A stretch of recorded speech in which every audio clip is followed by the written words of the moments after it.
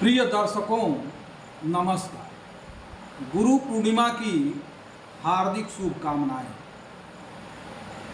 गुरु पूर्णिमा का मान 21 जुलाई 2024 को है। भारत अध्यात्म के बल पर विश्व गुरु रहा है। सदियों से भारतीय संस्कृति में गुरुकुल परंपरा रही है।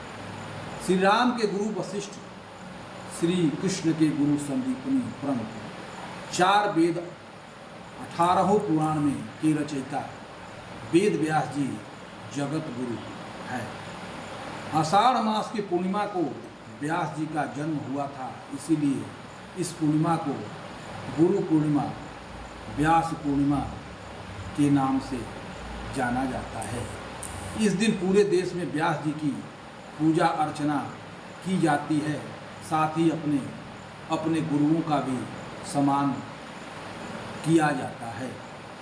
इसके बारे में जानने से पहले चैनल को सब्सक्राइब करें, नोटिफिकेशन बेल दबाएं और वीडियो को शेयर करें ताकि ये चैनल आपको उपलब्ध होता रहे। भारतीय संस्कृति में गुरु को ब्रह्मा, विष्णु, महेश के समान माना गया है। कबीरदास जी ने कहा कि गुरु ही गोविंद की पहचान कराते हैं, अतः गुरु गोविंद साथ खड़े हो तो पहले गुरु को ही प्रणाम करना चाहिए।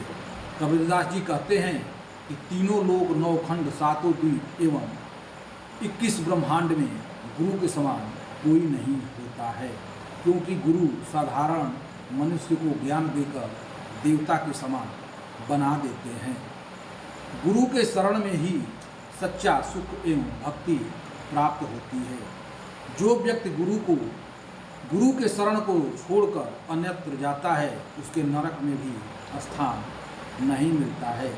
व्यक्ति को परिवार के सदस्यों की भांति गुरु से प्रेम करना चाहिए।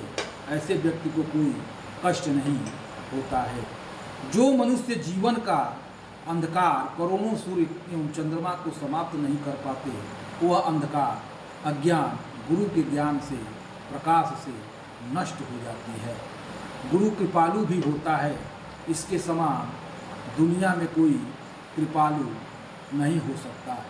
ईश्वर नाराज हो जाए तो कोई बात नहीं, गुरु को नाराज नहीं होना चाहिए। गुरु के नाराज होने से व्यक्ति कहीं का नहीं होता है, क्योंकि ईश्वर को प्रसन्न करने का मार्ग गुरु ही बताता है।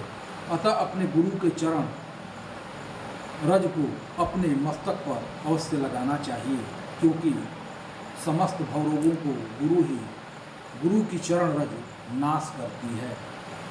तुलसीदास जी कहते हैं कि श्री गुरु पद नख मणिगण ज्योति, सुमिरत दिव्य दृष्ट ही होती।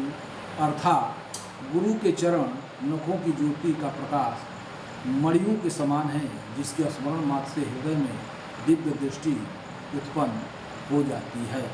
इसीलिए तुलसीदास जी रामचरितमानस का शुभारंभ भी गुरु के चौपाई से किया। बंधं गुरु पद पदुम परागा, सुरुचि सुबास सरस अनुरागा। गुरु के चरण रज से समस्त भवरोगों का नाश होता है। जिस रोग में कोई दवा काम नहीं करती, उस रोग का इलाज गुरु के चरणों की रज से हो जाती है। मोह भ्रमित मन को अध्यात्म से पावन स्वच्छ बनाने वाला गुरु ही होता है। यह शरीरधारी होकर भी अशरीरी होता है। गुरु इस संसार को स्वप्नवत मानता है, फिर भी इस संसार में रहता है, क्योंकि लोक कल्याणकारी कार्य उसे करना है।